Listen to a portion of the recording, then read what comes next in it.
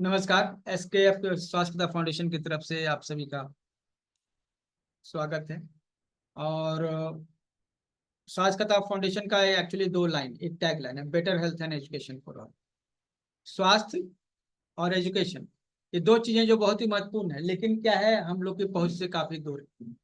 एक अच्छा स्वास्थ्य जो है दूर होता जा रहा है आम लोगों की पहुंच से। और एजुकेशन, वो सैचुरेशन की कंडीशन, हर व्यक्ति आज ग्रेजुएट है, तो अब उनको कहाँ से कोई रोजगार मिले, उसके लिए स्किल की जरूरत होगी। तो नए नए स्किल सिखाना और हेल्थ से रिलेटेड जानकारी देना, यही हमारा काम है। पूरा फाउंडेशन का व्यू यही है कि हम लोग हेल्थ की नॉलेज एकदम रिजनेबल रेट पर जो है कोई हर कोई अफोर्ड कर सके, और ऐसा स्किल का ट्रेनिंग जिससे आपको रोजगार मिल सके। कोशिश करते हैं एकदम अफोर्डेबल फी पे कराने का, और मोस्टली वो तो एक नाम मात्र का फी होता है। तो इस सीक्वेंस में थायराइड जो है ना, आपके सामने अभी इसका एक कोर्स है अभी आपके सामने। थायराइड या एक्चुअली यह है एक समस्या जो है, हम थायराइड की जब बात करते हैं, ठीक है, तो यह एक फैब्रिकेटेड समस्या है। इसको फैब्रिकेट किया गया। पहले थायराइड नहीं होता था, ठीक है, पहले थायराइड लोगों को नहीं होता था, लेकिन अभी ये बहुत ही आम है। तो ऐसे नहीं, इसको हम लोग के जीवन में लाया गया है।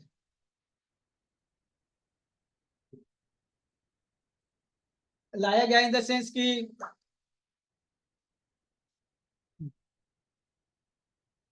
नमक पहले जो है ना, लाहौरी नमक खाया जाता था, सेंधा नमक खाया जाता था, और वो लिमिटेड मात्रा में होता था, तो दिक्कत नहीं थी जीवन में। लेकिन क्या हुआ, अंग्रेज जब आए भारत में तो यहाँ से बहुत लूटपाट करके ले गए सामान। तो यहाँ से आते थे, लूट करके ले जाते थे, तो बहुत सारा सामान ले जाते थे, लेकिन आते थे खाली। तो खाली जो जहाज डूब जाते थे, तो उन्होंने कहा कि खाली जहाज डूब जाते हैं, क्या उपाय है? तो कुछ भर के पत्थर वगैरह भर के ले जाते हैं, नहीं डूबेगा, फिर उधर से खाली करके लेते आएंगे। तो उन्होंने कहा कि पत्थर को ढो के लाना भी इसमें एक समझौता है। तो समुद्र के किनारे जो है नमक जो है वो भर के ले आते थे, ताकि भारी हो जाता था ये आपका जहाज। उसके बाद जो है यहाँ से वो सोना चांदी ये सब जहाँ का खजाना लूटते थे तो ले जाते थे। तो वो लोग खाली आते थे तो नमक डाल के लाते थे ताकि जहाज डूबे नहीं। अब यहाँ पर वो नमक जब उन्होंने ये कह के बेचना शुरू किया कि इससे बहुत सारे फायदे हैं, तो लोगों को सेंधा नमक की जगह ये नमक खिलाने की आदत डाली गई, ठीक है। तो यह एक्चुअली नमक का यही इतिहास है।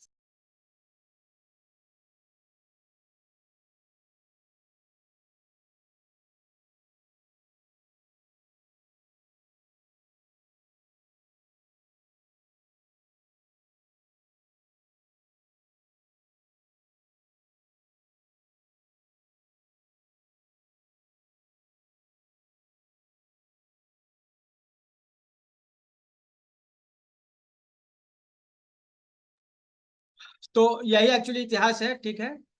और ये नमक जो है यहाँ के लोगों को आदत डाली गई, ठीक है, कि इसमें ये फायदे वो फायदे हैं। और फायदा कुछ नहीं था, वो तो चोर थे, यहाँ से चोरी करके ले जाते थे, खाली जहाज नहीं ला सकते थे, तो उन्होंने नमक भर के लेकर। अब जब ये भारत में ये नमक जब चलन में आ गया, ठीक है, लोग जो है एक्चुअली क्या है ना कि दूसरों की चीजों को जो है ना बहुत महान समझते हैं, तो वो भी जो है इस नमक को बहुत अच्छा समझते थे।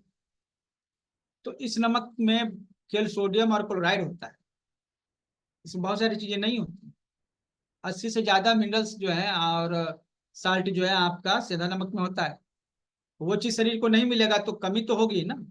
तो एक्चुअली ये नमक खाने से कमी हो गई, क्योंकि 80 मिनरल्स जहाँ आपको सेंधा नमक से मिल रहे थे वहां आपको मिल रहा है सिर्फ सोडियम और क्लोराइड। और सोडियम बीपी को बढ़ाएगा, और क्लोरीन क्या करे, क्लोरीन बॉडी में मिनरल्स जो है उनके साथ बॉन्डिंग करके उसको डिस्ट्रॉय करे। तो ये नमक जो है सेहत के लिए हानिकारक साबित हुआ भारतीयों के लिए। और उस पर से जो है लोग लेते नहीं थे, इतना जबरदस्ती करने के बाद भी लोग बहुत कम संख्या लोग भी लेने वाले थे। तो टाटा ने एक जो है, टाटा कंपनी ने एक प्लान निकाला। उनके यहाँ बहुत सारा जो है केमिकल बनता था, तो कुछ केमिकल ऐसे होते थे जिनका बाय प्रोडक्ट जो है नमक होता था, तो वो नमक को कहीं जाके फेंकना पड़ता था उनको। उन्होंने भारत सरकार को कहा कि इस नमक में आयोडीन मिला हुआ है, इससे घेंगा रोग नहीं होता है। मतलब कि होता तो पहले भी नहीं था, लेकिन कहा गया कि नहीं होता है, इंडिया में नहीं होता था। आयोडीन मैदानी प्रदेशों में आसानी से मिल जाता है, इसलिए होने की बात नहीं थी। तो भारत सरकार ने कहा कि आयोडीन नमक जो है टाटा कंपनी दे रही है, और टाटा कंपनी से उन्होंने जो 1-2 पैसे का पड़ रहा था उसको 50 पैसे के दाम पर आम जनता को दिया गया। और जिस पैकिंग की कीमत जो है 15-20 पैसा भी नहीं है, उसको लोग 15 से 20 रुपए में लेते हैं, अभी भी लेते हैं, टाटा नमक या कोई भी नमक हो आयोडीन के नाम पर। तो आयोडीन जब उससे जीवन में आया तब से व्यक्ति को थायराइड की समस्या होने लगी। अब आप कहिएगा कि ये तो आयोडीन की कमी से होता है थायराइड। तो देखिए, दुनिया में जो बातें आपको बताई जाती है ना, वो जरूरी नहीं कि सच में।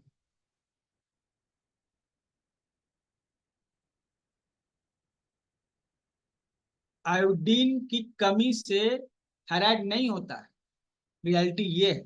लेकिन हमें पढ़ाना पड़ता है, क्योंकि अब ये सिलेबस का हिस्सा है। क्योंकि जब आयोडीन अलग से नहीं डाला जा रहा था नमक में, तो किसी को थायराइड नहीं था। लेकिन आयोडीन नमक में डाला जाने लगा तो थायराइड की समस्या भी पैदा हो गई। और एक बहुत बड़ी समस्या पैदा हुई जिसको हम लोग कहते हैं निपुंसकता। अभी के समय में अगर 4 जोड़े, मतलब 4 लोग, 4 जोड़े जो हैं, 4 लड़के अगर शादी करते हैं, ठीक है, तो उनमें से 3 का जो है दूसरा बच्चा होता ही नहीं। हर 4 जोड़ों में से 3 जोड़े जो हैं उनको दूसरा बच्चा करने में मुश्किलें हैं। ये सब आयोडीन की देन।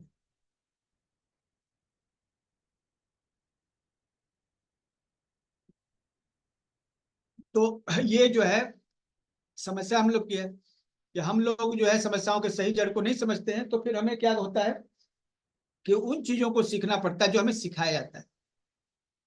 ठीक है, तो ये थोड़ी हार्श लग सकती है बातें, लेकिन रियलिटी यही है। आज हम लोग इसके आउटलाइन को एक्चुअली हम 5 बजे तक क्लियर कर देंगे। ठीक है, इसके लिए चिंतित मत रहिए। आपके एक्यूप्रेशर पॉइंट और पूरा डिफरेंशिएशन के साथ हम समझा देंगे। लेकिन एक बात को आपको समझ लेने की जरूरत है, अभी निपुंसकता का सबसे बड़ा कारण ये आयोडीन युक्त नमक है। इसके और भी कई सारे कारण हैं, लेकिन यही एक बड़ा कारण है। कई सारी चीजें जो है ना, आपको लगता है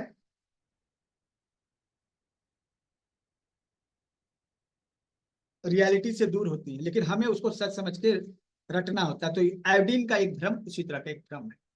जरूरत है आयोडीन की, ऐसा नहीं है कि आयोडीन की जरूरत नहीं है, लेकिन अलग से लेने की जरूरत नहीं है।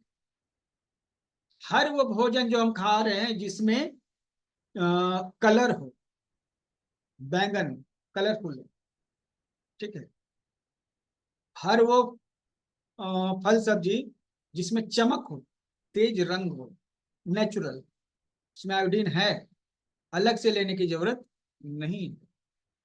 आयोडीन लेने के कारण ही जो है आपका मेटाबॉलिज्म गड़बड़ है, थायराइड की समस्या।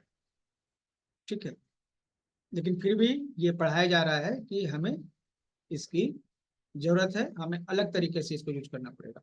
लेकिन फिलहाल हम आपको यही कहेंगे कि कान को, दिमाग को खुला रखिएगा, तो रियलिटी समझ में आएगी। हम एक छोटा सा एग्जांपल देते हैं आपको। अभी इलेक्ट्रिकल व्हीकल्स जो है, इलेक्ट्रिक गाड़ियां बहुत सारी बिक रही हैं। आप अगर रोड पे देखिएगा तो बहुत सारी स्कूटी हैं जिसमें हरा पट्टी लगा होता है, नेम प्लेट हरा रंग का होता है। वो हरा रंग का इसलिए होता है क्योंकि वो बता रहा है कि ये नेचर के लिए, ग्रीनरी जो है, हरा मतलब क्या, वो नेचर ग्रीनरी, उसके लिए अच्छे हैं। उनको एक अलग नंबर प्लेट का कलर दिया गया है। जिस तरह से बिजनेस क्लास का जो गाड़ी होता है ना, उसमें कलर प्लेट जो है येलो होता है, नॉर्मली आपका सफेद होता है पर्सनल व्हीकल्स जो है। तो जो नेचर के लिए सेफ हैं, बैटरी चालित गाड़ियां हैं, उनका जो नंबर प्लेट है हरा है। और ये बहुत ही पॉपुलर है, लोगों को बताया जा रहा है इससे प्रदूषण जो है आपका नहीं होगा। रियलिटी है इसका उल्टा। उसकी बैटरी बनाने में जितना प्रदूषण होता है ना, बैटरी एक जो है, आप पेट्रोल वाली गाड़ी ले लीजिए, 5 साल में जितना प्रदूषण वो करेगी ना, एक लिथियम वाली जो बैटरी होती है, जो बैटरी वाली गाड़ियों में बैटरी जो लगी होती है, वो बनने के पहले उससे ज्यादा प्रदूषण कर चुकी होती है। उसको एक्सट्रैक्ट करने में, लिथियम को निकालने में जितना प्रदूषण होता है, ठीक है, उसको तो यहाँ गिना ही नहीं जा रहा है।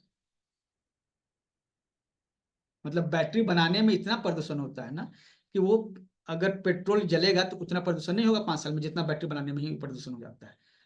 लेकिन हमें क्या समझाया जा रहा है कि इलेक्ट्रिकल गाड़ी लीजिए, बिजली से चार्ज होगा, नेचर के लिए सेफ। हम लोग भ्रम में जी रहे हैं कि हम नेचर को बचा रहे हैं, लेकिन हो रहा है उल्टा। जितना लिथियम एक्सट्रैक्ट होगा उतना ही समस्या होगा। और अगर बैटरी वाली गाड़ी इतनी ही अगर अच्छी है, तो बैटरी वाली गाड़ी की खोज 1920 में हुई थी।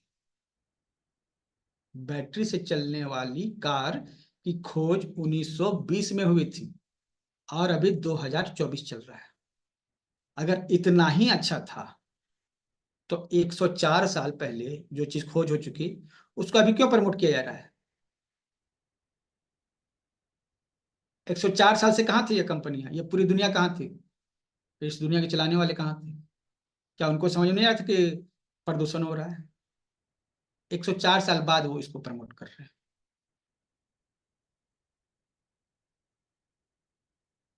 क्या लगता है कि इसके पीछे कोई एकदम सिंपल सा लॉजिक होगा? सिंपल सा लॉजिक आपको बताते हैं। ये दुनिया आपको कंट्रोल करना चाहती है। पेट्रोल जो है आधारित अर्थव्यवस्था बनाई गई है कि पेट्रोल के बिना कुछ नहीं होने वाला है।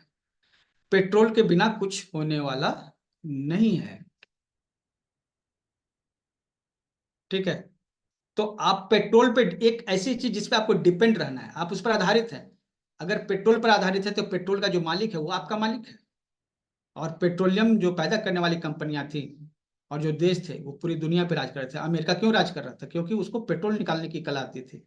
और उसने जो है इलेक्ट्रिकल गाड़ियों को पनपने ही नहीं दिया, क्योंकि पूरी दुनिया को पेट्रोल आधारित अर्थव्यवस्था बनाना था। और वो बन गया, और अमेरिका सुपर पावरफुल बन गया, ठीक है। और आप पेट्रोल के गुलाम हो गए।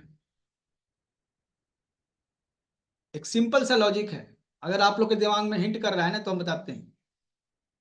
एक डायनेमो लीजिए। डायनेमो का क्या काम होता है? चक्का घूमता है तो उसे बिजली पैदा कर देता है। उसको लगा दीजिए गाड़ी में, चक्के में लगा दीजिए।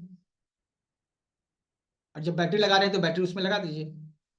गाड़ी चलेगी तो डायनेमो से जो बैटरी चार्ज हो जाएगा। गाड़ी चलेगी तो बैटरी चार्ज हो जाएगा, फिर उसी बैटरी से गाड़ी चला लीजिए। तो एक डायनेमो लगा दीजिए, सिर्फ एक डायनेमो लगा दीजिए आप अपनी गाड़ी में, कभी आपको तेल भराने की जरूरत नहीं रहेगी। ये तो सिंपल सा लॉजिक है। ये हम दे सकते हैं, तो उतने बड़े बड़े साइंटिस्ट बैठे होते, क्या उनके दिमाग में नहीं आता होगा? आप लोग क्या लगता है उनके दिमाग में आया होगा ये आइडिया? गाड़ी में डायनेमो लगा दीजिए, सिंपल, चक्कों में, और उससे बिजली पैदा कीजिए। उस बिजली को स्टोर कर लीजिए, फिर उसको जब चले गाड़ी तो उसका इस्तेमाल कीजिए। बस साल 2 साल बाद बैटरी चेंज करना होगा, यही होगा। और अभी भी जो बैटरी चलने वाली गाड़ियां उनमें डायनेमो लगा दिया तो सेम चीज हो सकता है, कभी चार्ज करने की जरूरत ही नहीं पड़े, बिजली से चार्ज करने की जरूरत ही नहीं पड़े। तो दुनिया में ट्रांसपोर्टेशन का समस्या तो ऐसे ही खत्म हो गया। लेकिन नहीं है ना, ट्रांसपोर्टेशन का समस्या है, पेट्रोल की समस्या है, और प्रदूषण की समस्या भी साथ में इससे पैदा हो रही है। दुनिया आपको कंट्रोल करना चाहती है, ठीक है, और आप उनकी बातों में रहकर कंट्रोल हो जाते हैं। अभी उसी तरह के जिस तरह से पेट्रोल पूरी दुनिया को कंट्रोल कर रहा था, अभी इंटरनेट कंट्रोल कर रहा है। आप लोग इंटरनेट के गुलाम हैं। 10 मिनट के लिए व्हाट्सएप का सर्वर डाउन हो गया, पूरी दुनिया में खलबली मच जाती है, अरबों का नुकसान हो जाता है। अभी इंटरनेट आधारित अर्थव्यवस्था है। इसीलिए जो है कहा गया है, data is the new fuel. Data जो है न्यू फ्यूल है। तो ये जो बहुत सारी चीजें ऐसी हैं जो आपको समझ में आने की जरूरत है, ठीक है। और ये टोटल स्कैम है, वर्ल्ड लेवल का स्कैम है। हम लोग सभी इसमें फंसे हैं। हम लोग बचपन से उन चीजों को पढ़ते आए हैं। बाद में अभी जब दिमाग खुलता है तो पता चलता है जिंदगी आधा पार हो चुका है। तो हम लोग यहाँ पे थायराइड को उसी श्रेणी में रखते हैं, डायबिटीज को भी उसी श्रेणी में रखते हैं। डायबिटीज भी पहले किसी को नहीं होता था, तो सरकार ने कहा कि हम लोग गरीबी भगाएंगे। बोला कि ठीक है भगाओ। गरीबी भगाने का नारा जो है सरकारें देती आई हैं। तो उनसे पूछेगा गरीबी भाग गया कैसे पता चलेगा? बोलो कि पता करो कि गरीबी कैसे नापते हैं। तो पूरी मशीनरी लग गई गरीबी नापने कि अगर गरीबी हट गया तो कैसे पता चलेगा? ये भी तो मालूम होना चाहिए कि अभी गरीब है कि नहीं, कौन गरीब है, कितना गरीब है, सब कैलकुलेशन करो। तो पूरा एक जोड़ घटाव गुना भाग लगा, और उनमें एक नियम आया कि जिस घर में ज्यादा चीनी यूज होता है ना, वो लोग अमीर हैं। वो चाय पीते हैं, हलवा खाते हैं। गरीब आदमी जो है चाय नहीं पी सकता है, गरीब आदमी हलवा नहीं खा सकता है, गरीब आदमी मिठाई नहीं खा सकता है। कभी कभी जो त्योहार होता है तभी मिठाई खाता है। ठीक है। तो इससे पता चलता है कि जो घर में चीनी का ज्यादा यूज हो रहा है ना, वो गरीब है, और जो घर में चीनी का कम यूज हो रहा है वो अमीर है। तो फिर एक व्यक्ति एक महीने में कितना चीनी खर्च करता है उसको कैलकुलेट करना है। अगर इतना से सपोज कि 5 किलो हो गया, तो 5 किलो, अगर 5 आदमी का एक परिवार है, एक आदमी महीना में 1 किलो चीनी खर्च करता है, तो 5 किलो का परिवार अगर 5 किलो, 5 परिवार जो है एक फैमिली में 5 किलो चीनी खर्च करता है, इसका क्या मतलब है? इसका मतलब है कि वो, मतलब 5 किलो से ज्यादा चीनी खर्च करता है, इसका मतलब वो अमीर है। और 5 किलो से कम खर्चा करता है तो इसका मतलब वो गरीब है। ये नियम बना। अब सोचिए, अब ये नियम बना तो क्या हो गया? गरीबी हटाना था।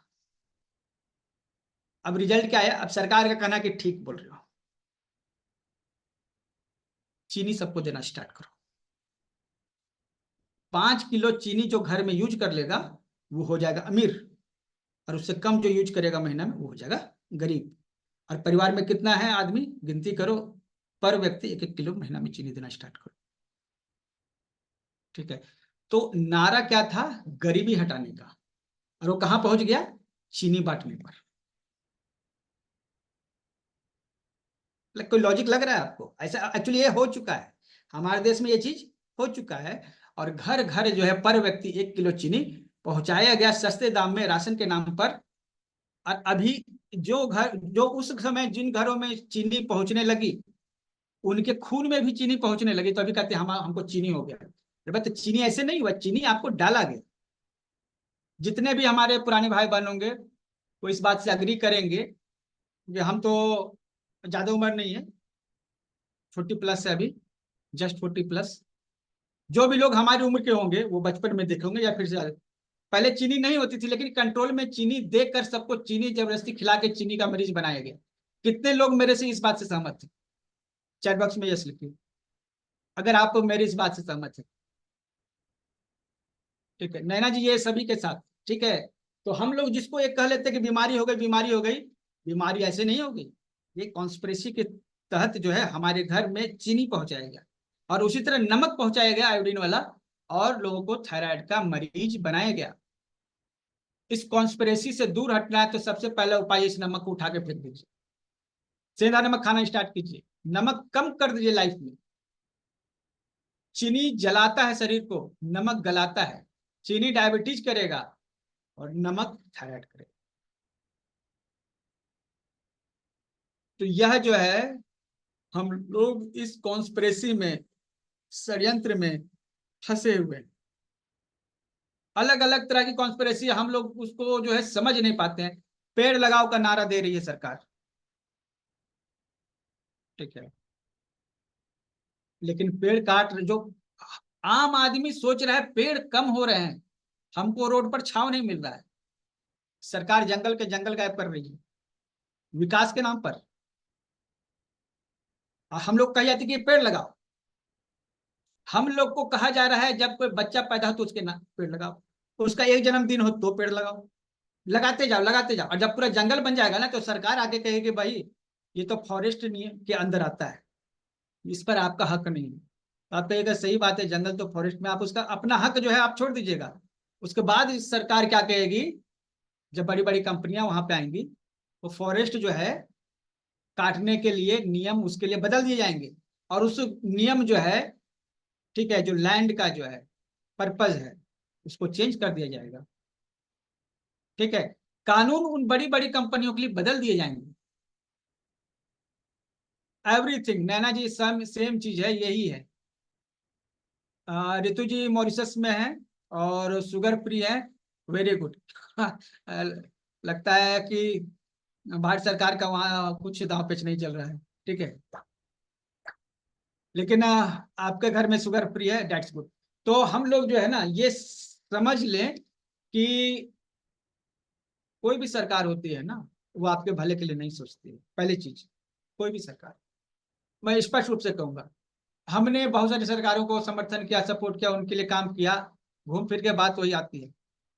सरकार की नजर में आम जनता जो है ना बस एक वोटर है।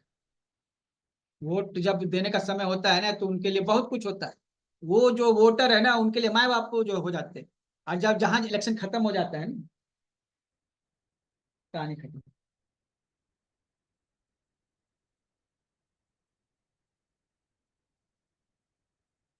पहले हमारे यहाँ जो है ना बिजली बिल के लिए जो है 2 महीना पहले जो है ना हमारे यहाँ पर गांव में आया, और जिसके यहाँ बिजली बिल बाकी था ना सबका लाइन काट दिया। ठीक है, पैसा वो लोग भरे तो फिर उसका रिलीज हुआ। मतलब इसका 5 आदमी बाकी है तो उसका लाइन कट गया। एक सप्ताह 4 दिन पहले जो है, अब चूंकि इलेक्शन आने वाले हैं ना, तो सरकार यहाँ कर रही है कि सबका बिजली बिल माफ 100%। तो हमको लगा कि कोई फ्रॉड बात है, कोई झूठ मूठ का ऐसे हंगामा कर रहा है। लेकिन हम बिजली ऑफिस गए तो उन्होंने पूछा कि अ, हमने पूछा माफ हो रहा है, बोले कि हाँ हो रहा है। बोले कि तो क्या चाहिए, बोले कुछ नहीं चाहिए, बस अपना नंबर बताइए। अपना नंबर बताया, उन्होंने कहा कि आपका बिजली बिल माफ हो गया। तो हमने पूछा कितना था, तो 8,000 के आसपास था। 8,000 ऐसे माफ कर दिया क्योंकि इलेक्शन है। ठीक है, और अदरवाइज जो 500-500 रुपया में बिजली लाइन कट रही थी। तो जनता की नजर में बस जब तक आप वोट आपसे लेना है तो सब सुविधाएं हैं, अदरवाइज उसके बाद जो है आप षड्यंत्र का ही शिकार होंगे। ठीक है, तो इस षड्यंत्र को कैसे हम क्या करते हैं उसको फाइट कर सकते हैं। हम कैसे इस षड्यंत्र को फाइट कर सकते हैं, तो हम फाइट कर सकते हैं नॉलेज के थ्रू। ठीक है, अब एक क्यूआर बट रहा है, क्यूआर बट रहा है। ठीक है, ये वक्फ बोर्ड में संशोधन होगा। ठीक है, इस क्यूआर में आप अपना वोट दीजिए, ये वो। तो हमें भी लगा कि अच्छा काम है। फिर बैठ के हमने मंथन किया कि बात तो सही है, वक्फ बोर्ड वाले बहुत लूटमार कर कर रहे हैं। लेकिन फिर हमने डेटा देखा तो सबसे ज्यादा लूटमार बीजेपी के शासनकाल में हुई है। उसकी संपत्ति जो 6 से बढ़कर 9 लाख करोड़ की हो गई। ठीक है, ये तो सरकार तो सपोर्ट कर रही है वक्फ बोर्ड को, प्लस हर साल 1,000 रुपया 1,000 करोड़ दे रही है वक्फ बोर्ड को। और अभी ये सरकार कह रही है कि हम संशोधन करेंगे, जनता से मांग रही है। तब यदि जनता से मांग रही है संशोधन करने के लिए, एक संशोधन करने के लिए जनता से वोट मांगा जा रहा है, जनता लड़ रही है। हिंदू अलग जो है क्यूआर कोड लेकर देखे हम रोड पर घूम रहे हैं हमारे शहर में, और मुस्लिम भी आपस में लड़ रहे हैं। ठीक है, लेकिन यही चीज जो है ना, जब इलेक्टोरल बॉन्ड जो है के नाम पर चंदा लिया गया, सरकार ने लिया और उनके बिहाफ में कानूनों को चेंज कर दिया, तब किसी को पता भी नहीं चला। 2G घोटाला हुआ था ना, तो कांग्रेस ने क्या किया था कि औने पौने दाम पर जो सबको 2G का स्पेक्ट्रम बांट दिया था। तो बीजेपी ने कहा ये घोटाला है, घोटाला पूरा देश में जो कांड हो गया। और जब बीजेपी की सरकार आई तो बीजेपी सरकार क्या कहती कि नहीं नहीं घोटाला नहीं हुआ, 2G घोटाला हुआ ही नहीं। वो कैलकुलेशन में अकाउंटिंग में गड़बड़ी हो गई, हम माफी चाहते हैं। जिसके लिए हम लोग गर्दन कटा रहे थे उसके बाद कहते नहीं ये गलती से हो गया। अब जो है 2018 में ही ना, 18 या 19 में सर, हाँ, नियम जो है बना था कि जब किसी को स्पेक्ट्रम अलॉट होगा तो ऐसे नहीं बांटेंगे। पूरा उसका जो है सरकार ऐसे किसी को नहीं दे सकती। उसको जो है उसको क्या करते हैं, सबसे बिड लिया जाएगा, ऐसा नियम बना। और चुपके से ये नियम को तोड़ भी दिया गया। और सरकार ने एक नियम बना दिया चुपके से कि सरकार किसी को भी चाहे वो उसको स्पेक्ट्रम बांट सकती है। मतलब ये इतना बड़ा जो एक घोटाला था, मतलब इसको अगर घोटाला कहेंगे ना तो 2G से बड़ा ये 5G घोटाला था। लेकिन ये नियम बदलते समय जो है ना किसी से राय मशवरा नहीं लिया गया, और अभी वक्फ बोर्ड में चेंज करना है तो लोगों से राय ली जा रही है। जनता को उल्लू बनाने का तरीका है। ठीक है, हम जितनी भी बातें बता रहे हैं इसमें किसी पार्टी के पक्ष में हम या विरोध में नहीं कर रहे। सरकार जब भी आएगी ना जनता का खून चूसेगी। आपका काम है सजग रहना, आपका काम है सजग रहना, अदरवाइज जो है ना आप फंस जाएंगे। ठीक है, ठीक है। तो ये जो है हमेशा जो है, जैसे शुगर की बात है, आपको क्लियर करने में मैंने बताया कि शुगर एक्चुअली जस्ट कुछ नहीं, सरकार की भ्रष्टाचार का एक नतीजा है। डायबिटीज, शुगर, और अभी जो हमारी जो पिछली महामारी आई, ठीक है, ऑलरेडी वो भी जो है, इसका नाम भी नहीं लिया जा सकता। अगर नाम लेंगे तो यूट्यूब पे हमारा जो है ना चैनल ही बंद हो जाएगा। ठीक है, ऑलरेडी ये सब जो है भ्रष्टाचार का नतीजा नतीजा है। आपको बहुत सारे टीके वगैरह लगाए गए, ठीक है, सभी फॉल्स। ये कोई बीमारी थी ही नहीं कभी। और अभी जो है एक बीमारी जस्ट आने वाली है, इलेक्शन के बाद आएगी, क्योंकि इलेक्शन देख के बीमारी रुक जाती है। अब बीमारी भी इलेक्शन देख के आती है, अब ये आपको समझना चाहिए ना। इलेक्शन के बाद फिर बीमारी आने वाली है और फिर से लॉकडाउन लगने वाला है। ठीक है, ये सभी चीजें आपको फिर से इलेक्शन के बाद हो जाएंगी। तो अब आप रिलेट करके देख सकते हैं आपके पास जो बीमारियां हैं दरअसल रिलेटेड टू इलेक्शन। कितनी बड़ी बात है। आम आदमी सोच रहा है कि नहीं ये तो दवाओं के कारण है, ये है वो डॉक्टर कारण, ये इलेक्शन के कारण।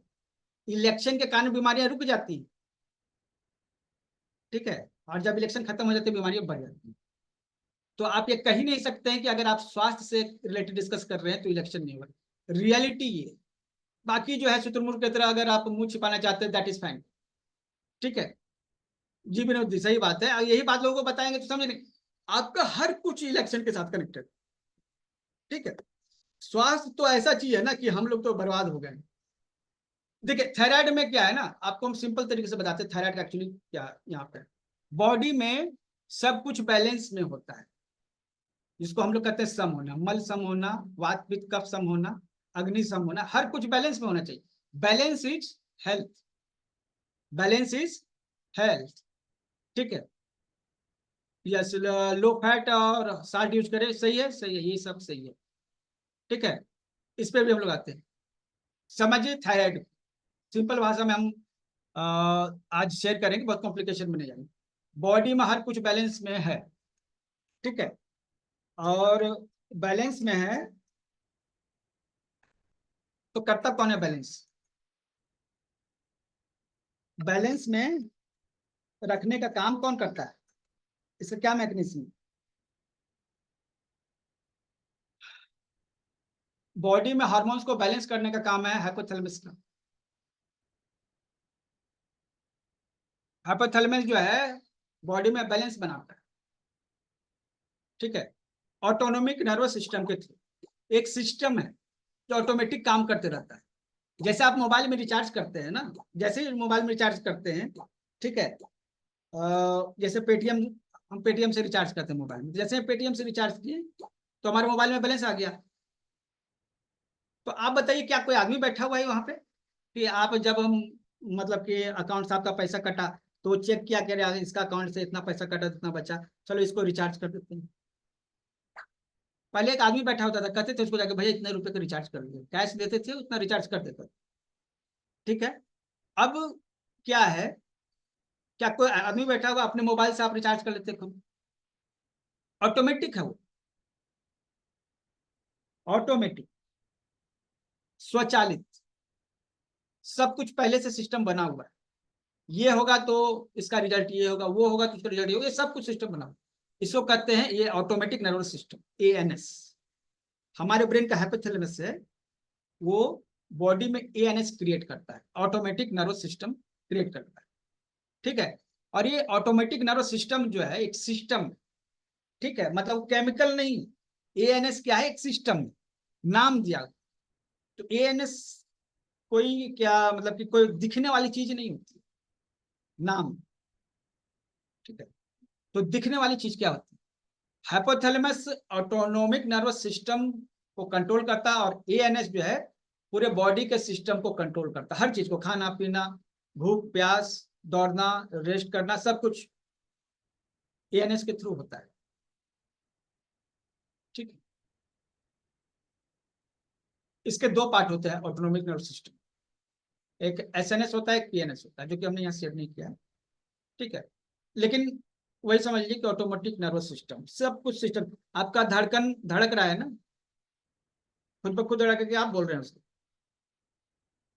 आप तो नहीं बोल रहे हैं उसको, खुद से उसको धड़कना होता है तो धड़क रहा है, और जब उसका धड़कन जो है कम होना होता है तो खुद ही हो जाता है, आपके बोलने से नहीं होता है। उस सिस्टम में फेफड़े अपने आप काम कर रहे हैं, पेट में खाना चल जाता है तो आप वहां पर बैठ के देखते हैं कि पचा कि नहीं पचा, ऐसा तो नहीं देखते, सब सिस्टम से चल रहा है। एक सिस्टम है जो पूरे बॉडी को चलाता है, उसको कहते हैं autonomic nervous system, autonomic nervous system. और हाइपोथैलेमस इस एएनएस को कंट्रोल करता है, ब्रेन का एक पार्ट है हाइपोथैलेमस, वो इसको कंट्रोल करता है। ठीक है। और इसको कंट्रोल करने के लिए उसको चाहिए हार्मोन्स। बॉडी में कोई भी काम होता है ना, हार्मोन्स के थ्रू किया जाता है। तो हाइपोथैलेमस जो आपका एक मैनेजर है मान के चलिए, ये मैनेजर आपके बॉडी के हर पार्ट को कंट्रोल करता है हार्मोन्स के थ्रू। ठीक है। अब हार्मोन जो हाइपोथैलेमस में नहीं पैदा होता है, पिट्यूटरी में पैदा होता है, अलग अलग शरीर में हिस्से बने हुए, वहां से हार्मोन पैदा होते हैं। तो जितने भी हार्मोन्स पैदा होते हैं ना, पिट्यूटरी ग्लैंड जो है वहां से कंट्रोल होते हैं। और पिट्यूटरी ग्लैंड कौन सा हार्मोन पैदा करेगा, ये हाइपोथैलेमस तय करता है।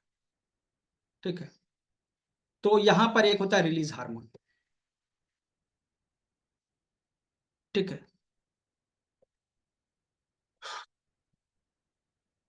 Release hormone. ठीक है। हाइपोथैलेमस जो है पिट्यूटरी को ऑर्डर देता है, ये वाला हार्मोन पैदा करो। ठीक है। तो हाइपोथैलेमस जो हार्मोन पैदा करता है उसको आरएच कहते हैं, आरएच। ठीक है। अब ये आरएच जो है हार्मोन का रिलीज हार्मोन है, ये कहता है पिट्यूटरी को कि तुम ये हार्मोन पैदा करो। तो हम जैसे बोलते हैं ना आपको, ये वैसे नहीं बोलते। जैसे हम बोलने की जगह आपको चिट्ठी दे दे तो कैसा रहेगा, आपको चिट्ठी मिलेगी, हमको बोलने की जरूरत नहीं है, आपको चिट्ठी मिलेगी, जो चिट्ठी में लिखा वो आप काम कीजिए। उसी तरह हार्मोन जो है ना पिट्यूटरी को ऐसे बोलता नहीं जैसे हम आप बोल रहे, वो चिट्ठी लिख के भेजता है, उस चिट्ठी को कहते हैं आरएच, जो केमिकल चिट्ठी, मतलब चिट्ठी मतलब ऐसे नहीं कागज का टुकड़ा है, वो केमिकल है, वो चिट्ठी का ही काम करता है। तो हाइपोथैलेमस जो है आरएच पैदा करता है, वो पिट्यूटरी को मिलता है। अब जो है पिट्यूटरी क्या करता है, पिट्यूटरी उस चिट्ठी को देखता है, अब वो तय करता है कि शरीर में बहुत सारे ग्लैंड है, थायराइड है आपका, थाइमस है आपका, पैंक्रियाज में भी, ठीक है, एड्रिनल ग्लैंड्स में भी अलग अलग तरह के हार्मोन पैदा होते हैं। ठीक है। तो अब पिट्यूटरी क्या करता है, एक सिग्नल भेजता है उस ग्लैंड को जहां से हमें केमिकल तैयार करना है, उसका फंक्शन तैयार करना है। ठीक है।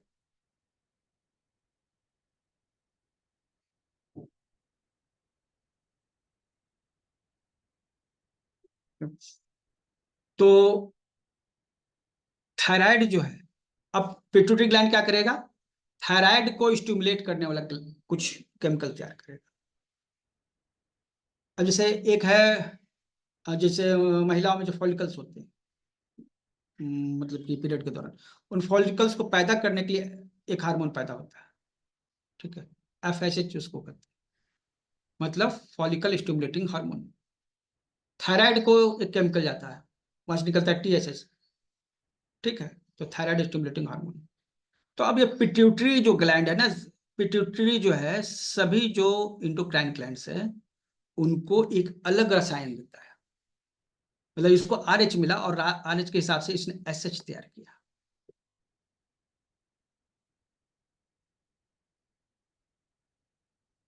RSH, हाइपोथैलेमस को मिला RSH, क्योंकि पूरे बॉडी को उसको कंट्रोल करना है, तो वो अपना जो है स्टाफ को पिट्यूटरी को दे दिया, जाओ तुम ये देखो। पिट्यूटरी देखा कौन से ग्लैंड को एक्टिवेट करना है, तो उस ग्लैंड के हिसाब से एक SH तैयार किया। SH मतलब स्टिमुलेटिंग हार्मोन, ठीक है। अब ये हार्मोन कहाँ जाएगा, उस ग्लैंड में जाएगा। थायराइड की कंडीशन में थायराइड स्टिमुलेटिंग हार्मोन होगा, ठीक है। उसी तरह शरीर के हर हिस्से के लिए एक हार्मोन तैयार करता है पिट्यूटरी, किसके ऑर्डर पे, हाइपोथैलेमस के ऑर्डर पे। तो पिट्यूटरी, थायराइड, हाइपोथैलेमस, ये तीनों मिल के एक एक्सेस तैयार करते हैं, मतलब तीनों मिल के काम करते हैं हायरार्की में, ठीक है। कभी जब जैसे कभी कोई हार्मोन कभी कभी ज्यादा निकलने लगता है, तो एक हाइपोथैलेमस से एक हार्मोन सोमैटोस्टैटिन, जब कोई हार्मोन ज्यादा हो जाता है तो ये ऑटोमेटिकली बनने लगता है सोमैटोस्टैटिन। तो ये हमारे हार्मोन का सिस्टम इस तरह से काम करता है, ठीक है। ये एक बेसिक चीज है। अब ये जो एक्सिस है, जैसे हाइपोथायराइड पिट्यूटरी थायराइड एक्सिस, उसी तरह से अगर डायबिटीज का होगा, ठीक है, तो हमारे पास होगा हाइपोथायराइड पिट्यूटरी पैंक्रियाज एक्सिस, ठीक है। गोनैड्स हैं जो सेक्सुअल ऑर्गन है उनको स्टिमुलेट करने का है, ठीक है। तो हाइपोथैलेमस पिट्यूटरी और एड्रेनलिन एक्सिस, ठीक है, या फिर टेस्टिकल्स एक्सिस, ठीक है।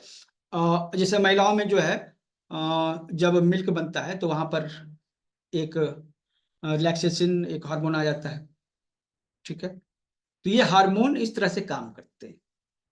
हार्मोन ज्यादा हो जाते हैं तो सोमैटोस्टैटिन से उसको कम किया जाता है। आपको ये केमिकल रूप में आपको डॉक्टर्स देते हैं कोई हार्मोन एक्सेस होगा तो। और कम होता है तो फिर उपाय क्या आता है, ज्यादा हुआ तो उपाय कर, लेकिन है ही नहीं आपकी बॉडी में, तो क्या होगा, बाहर से खाना खाइएगा तो उससे उसको मेकअप करते हैं। तो अगर कोई हार्मोन कम हो गया तो अब हाइपोथैलेमस क्या कर लेगा, उसके पास वो चीज मिनरल है ही नहीं, उसके पास रिसोर्स होता है, जैसे लीवर में कुछ जमा होता है, कोई हार्मोन कम हो गया तो उसको बनाने वाले रिसोर्स होते हैं, कच्चा माल होता है उसमें, लेकिन आपका शरीर में कच्चा माल नहीं है, तो हाइपोथैलेमस क्या कर लेगा, कुछ नहीं करेगा। ज्यादा है तो सोमैटोस्टैटिन से इसको कंट्रोल कर लिया जाएगा, ठीक है। लेकिन बाहर से लेना एक केमिकल के रूप में नुकसानदायक है, शरीर अपना सोमैटोस्टैटिन यूज करता है, ज्यादा बेहतर है। हर कुछ नेचुरली होना चाहिए, बाहर से दवा के रूप में नहीं होना चाहिए, ठीक है। अब जो है जब थायराइड का केस होता है तो थायराइड को पिट्यूटरी जो है ब्रेन का वो देता है TSH, ठीक है। TSH, TSH कहाँ जाता है, थायराइड में। ये तैयार होता है ब्रेन से, ये ध्यान रखिए। थायराइड TSH आप लोग देखते रहते हैं, TSH थायराइड में तैयार नहीं होता है, वो ब्रेन में तैयार होता है। तो ट्रीटमेंट ब्रेन पे होना चाहिए। थायराइड पे ट्रीटमेंट करके करके करके जो है आप अपना जिंदगी को बर्बाद कर रहे हैं। ये TSH आता है ब्रेन से, तो ब्रेन को कंट्रोल कीजिएगा ना। अब देखिए हाइपोथैलेमस में TRH तैयार होता है, thyroid stimulating hormone, release thyroid release hormone. और ये पिट्यूटरी में जाता है तो वहां TSH तैयार होता है। अब TSH तैयार होता है तो आता है वो थायराइड में, ठीक है। TSH थायराइड में पहुंचा तो वहां पर T3 और T4 तैयार होता है। क्या तैयार होता है, T3 और T4, ओके। जब हम अपना जो है थायराइड प्रोफाइल टेस्ट कराते हैं, T3 T4 बताता है। इसके क्या काम है हम लोग आगे इसको समझेंगे, लेकिन समझ गए ना ये कि TSH ब्रेन में तैयार होता है, T3 T4 थायराइड में तैयार होता है। अगर T3 T4 ज्यादा है तो आपको ट्रीटमेंट तो करना पड़ेगा थायराइड पे पहले, लेकिन अल्टीमेटली वो ब्रेन से ही कंट्रोल होता है। तो अगर ब्रेन आपका कंट्रोल में है तो ये थायराइड भी कंट्रोल में रहेंगे, अगर ब्रेन आपका कंट्रोल में नहीं है तो ये TSH T3 T4 कंट्रोल में नहीं रहेगा, क्योंकि ब्रेन हाइपोथैलेमस और पिट्यूटरी ये करता है। और इसके बहुत सारे उपाय हैं, ठीक है, बहुत सारे उपाय हैं। ठीक है, थोड़ा सा इसको बेसिक को समझ लेते हैं हम लोग। ठीक है, T3 और T4 क्या है? T3 एनर्जी मिलती है, T3 से क्या मिलती है? एनर्जी तुरंत। T4 से एनर्जी मिलती है लास्ट में। ठीक है, तो थायराइड में जो T3 पैदा होता है, जो जितना ज्यादा T3 होगा उतना शरीर में एनर्जी मिलेगी, शरीर गर्म होगा। T3 भी यूज होता है, लेकिन T4 जो क्या है ना, वो भी एनर्जी, लेकिन तुरंत यूज नहीं होता है, जमा होने वाला है। जैसे कि आपका बैंक में दो तरह का अकाउंट है, एक है आपका फिक्स अकाउंट, एक है ये आपका बचत खाता। बचत खाता तुरंत आप यूज करते हैं, बचत खाता आप क्या करते हैं, तुरंत उसका यूज कर लेते हैं, उससे पैसे निकाल लेते हैं। लेकिन फिक्स जो है तोड़वाना पड़ता है। तो T4 है फिक्स डिपॉजिट, और T3 है बचत खाता। बचत खाता यूज किया जाता है, और T4 उसको यूज नहीं किया जाता है, वो जमा रहता है। ठीक है, तो जब हम आयोडीन यहाँ ले रहे हैं ना, तो आयोडीन जो है गले के लिए नहीं है। ठीक है, एक्चुअली वो ब्रेन के डेवलपमेंट के लिए है, तो हमें ब्रेन पे काम करना होता है। ठीक है, थ्योरेटिकली जब यहाँ कहा जा रहा है ना आयोडीन, तो ये गलत नहीं है, आयोडीन जरूरी है। आयोडीन की कमी से जो है घेंगा रोग हो सकता है, लेकिन रियलिटी ये है ना कि कमी होती ही नहीं, रियलिटी ये मतलब कि आप जिस चीज को समझ रहे हैं वो आधा सच है आधा झूठ है, तो उसको अच्छे से समझ लीजिए। आयोडीन जो है भोजन के पाचन के लिए जरूरी है, आपकी इम्यूनिटी को बढ़ाने के लिए जरूरी है। ठीक है, ये एनर्जी भी देता है, और ब्रेन का डेवलपमेंट के लिए जरूरी है। तो आयोडीन हमेशा जरूरी है इन सब चीजों के लिए। लेकिन जो हम लोग खाना खाते हैं उसमें ऑलरेडी आयोडीन होता है। कोई कहता है कि नहीं खाने में आयोडीन नहीं मिलता, तो वो पूरी बकवास है। ठीक है, वर्ल्ड लेवल के जितने भी रिसर्चर हैं जो सच में इस पे काम कर रहे हैं, वो बताते हैं आयोडीन की आपको डिफिशियंसी नहीं होगी, इंडिया में नहीं होगी, विदेशों में हो सकती है। पहाड़ी जगहों पर जो है, ऊंचाई पर है, वहां हो सकती है, ठंडी जगहों पे हो सकती है, लेकिन मैदानी जगह में स्पेशली, जो नॉर्मली भारत एक गर्म देश है, वहां पे इसकी कमी नहीं होती है। ठीक है, और अगर आयोडीन ज्यादा हो जाए, ठीक है, तो हाइपर थायराइड हो जाता है, हाइपर थायराइड हो जाता है। कम हो जाए तो हाइपोथायराइड हो जाता है, कम हो जाएगा तो हाइपोथायराइड होगा, ज्यादा हो जाएगा तो हाइपरथायराइड हो जाएगा। ठीक है, तो T3 T4 transformation, goitre creatinine, क्रेटिनिस, तो जो गले से जो जुड़ी हुई जो चीज है, वो डिफिशिएंट हार्मोन के कारण होती है। ठीक है, डिफिशिएंट हार्मोन के कारण होती है, डिफिशिएंट आयोडीन के कारण। तो हाइपरथायराइड और हाइपोथायराइड में अंतर क्या है, कि हाइपरथायराइड में आपका शरीर फैलता है कि वजन बढ़ता है कि घटता है, वो बताइए। जो वजन घटता है हाइपरथायराइड में कि बढ़ता है? चैट बॉक्स में जल्दी से लिखिए। हाइपरथायराइड में वजन बढ़ेगा या घटेगा? कम होगा। हाइपो में वजन बढ़ता है।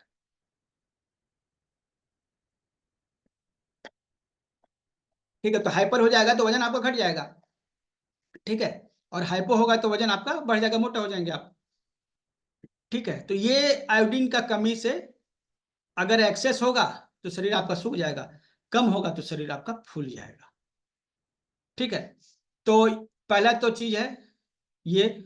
दूसरा T3 T4 ट्रांसफॉर्मेशन, जैसे ये रिजर्व है, जैसे आपका जो है ना, जैसे बचत बैंक में पैसा घट गया है बहुत, तो आप कहते हैं ना कि थोड़ा सा एफडी जो है 10 लाख का है, तो उसमें 1 लाख तोड़वा देते हैं। ठीक है, तो पूरा नहीं तोड़वा रहे, लेकिन 1 लाख का एफडी तोड़वा तोड़वा सकते हैं। तो वो जो है ना, उसको तोड़ने के लिए आयोडीन की जरूरत पड़ेगी, मतलब जमा हुआ जो एनर्जी है उसको यूज करने के लिए आयोडीन की जरूरत पड़ेगी। तो इतनी चीजें होती हैं। ठीक है, ये एक बेसिक फंडा है।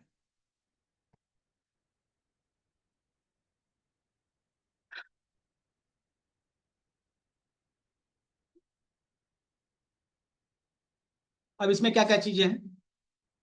ठीक है, GH, ग्रोथ हार्मोन। GH क्या है? Growth hormone. ग्रोथ हार्मोन कम होगा ना तो व्यक्ति का ग्रोथ कम हो जाएगा, ग्रोथ हार्मोन ज्यादा होगा तो व्यक्ति जरूर से ज्यादा लंबा चौड़ा हो जाएगा। ठीक है, clear. GH growth hormone, growth hormone ज्यादा होगा तो बॉडी ज्यादा लंबा चौड़ा हो जाएगा, ठीक है,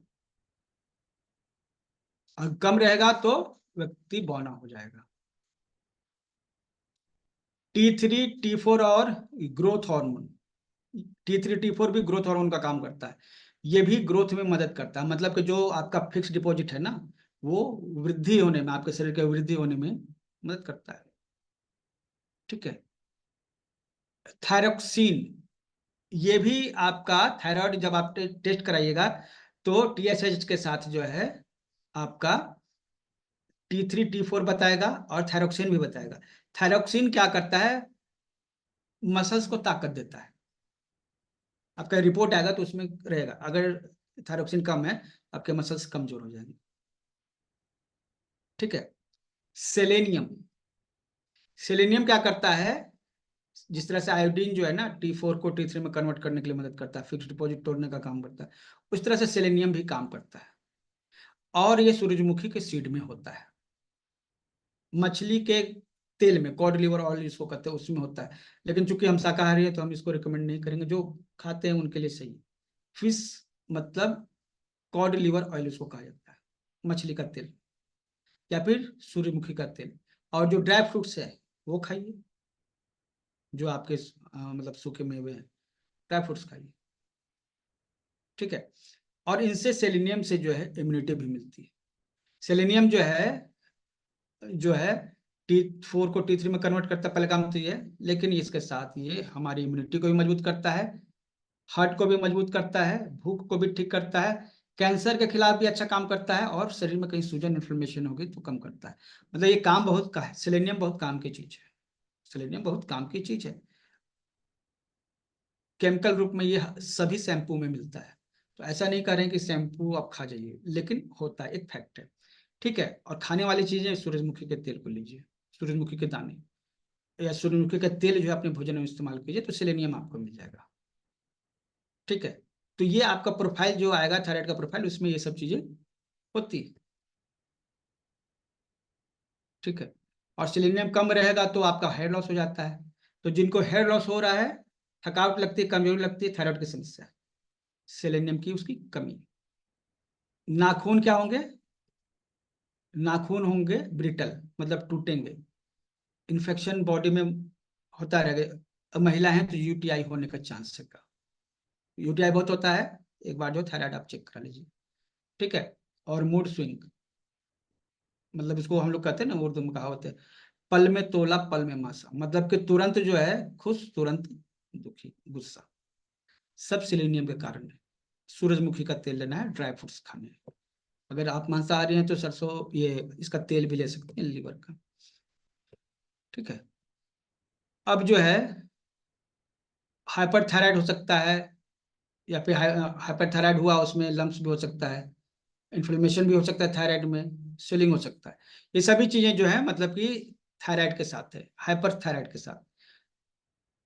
हाइपर थायराइड के चार कैटेगरी हो गए, एक तो थायराइड हो गया, अब उसमें हो सकता है थायराइड में थोड़ा सूजन भी हो, और थायराइड जो है उसमें मतलब गांठ हो, या फिर पूरा फूला हुआ हो, ठीक है। तो अलग अलग कैटेगरी के हिसाब से अलग अलग प्रोटोकॉल्स जो हो सकते हैं, घेंगा हो सकता है, ठीक है, हाइपोथायराइड हो सकता है, पाराथायराइड हो सकता है, ये सभी के सभी जो बीमारियां हैं, ठीक है, ये सभी थायराइड से जुड़ी हैं। तो आप बस सोच रहे हैं कि थायराइड एक बीमारी है, ऐसा नहीं है। देख रहे हैं ना, सात तो यहाँ पर आ गए, और सबके अलग अलग इलाज, ठीक है, हाइपर पैराथायराइड।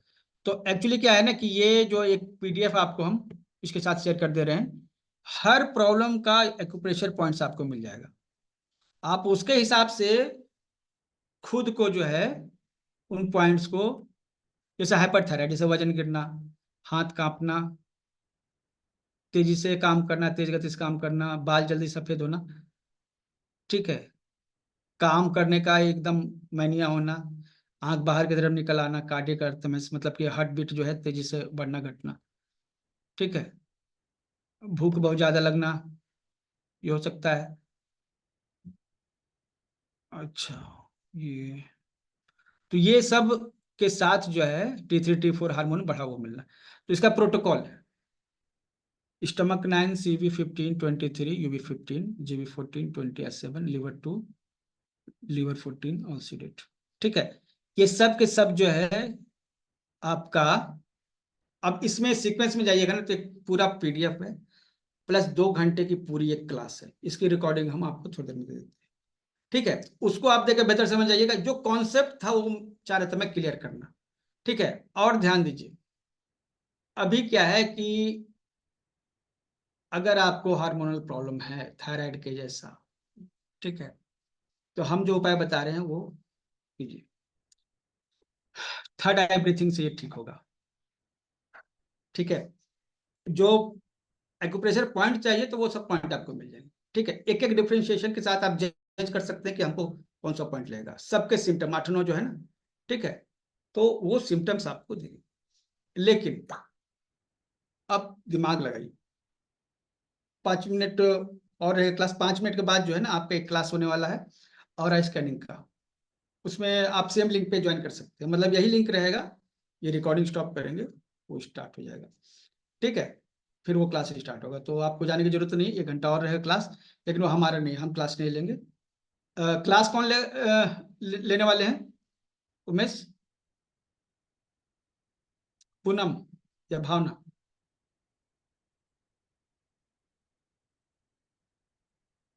ठीक है, अब समझिए, अगर आप बिना एक्यूप्रेशर पॉइंट्स के, अच्छा पूनम जी लेने वाली हैं, और ऑरा स्कैनिंग कैसे किया जाता है इसके बारे में वो समझाने वाली है ना।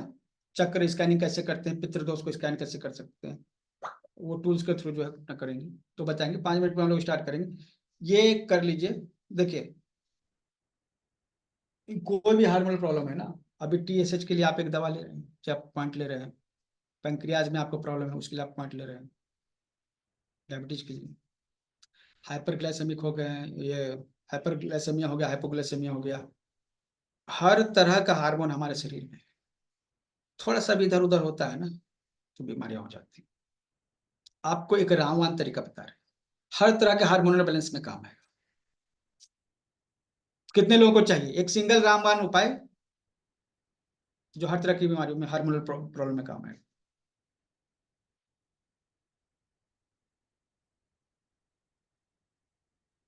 सिर्फ एक व्यक्ति को चाहिए। अच्छा। हार्मोन्स जो है रिलीज करने का काम, जैसे मैंने बताया कि हाइपोथैलेमस जो है ऑटोनोमस नर्व सिस्टम का कंट्रोलर है, और ये पिट्यूटरी ग्लैंड को रिलीज हार्मोन देता है।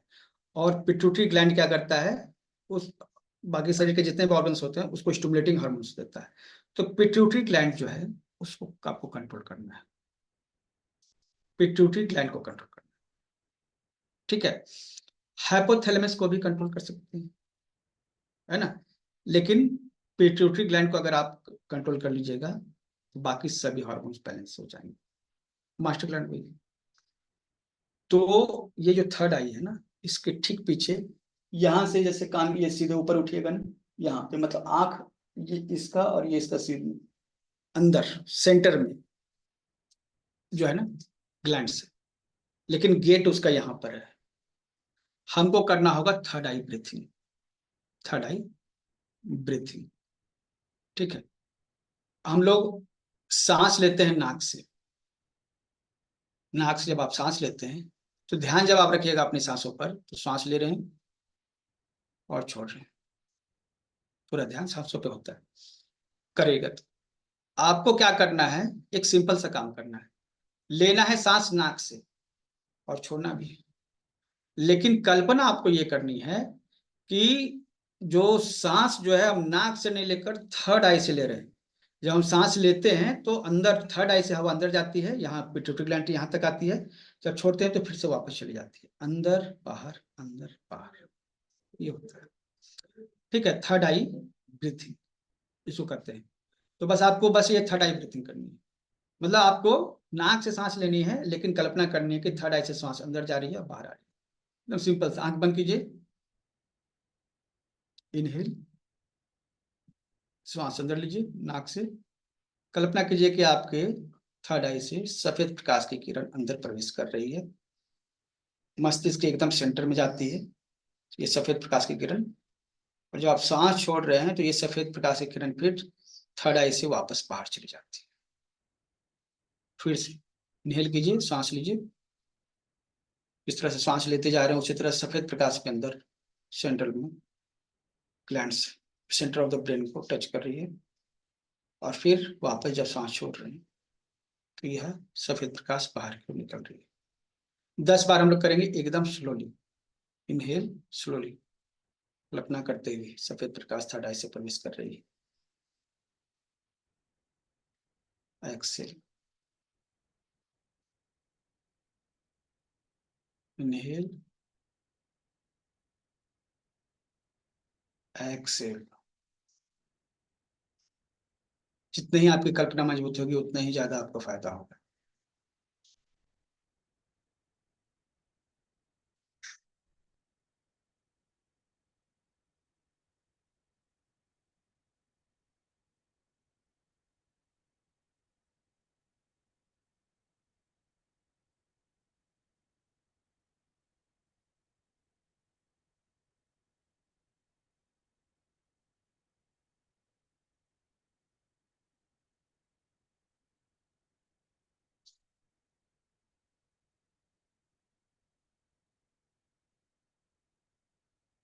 सांस,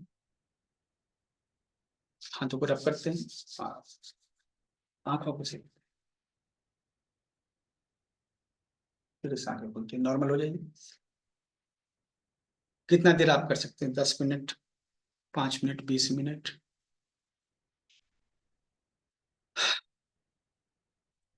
अब बहुत सारी चीजें हैं भोजन से रिलेटेड, तो ये जो पीपीटी आपको मिलेगी ना उसमें वो सब मेंशन, ठीक है।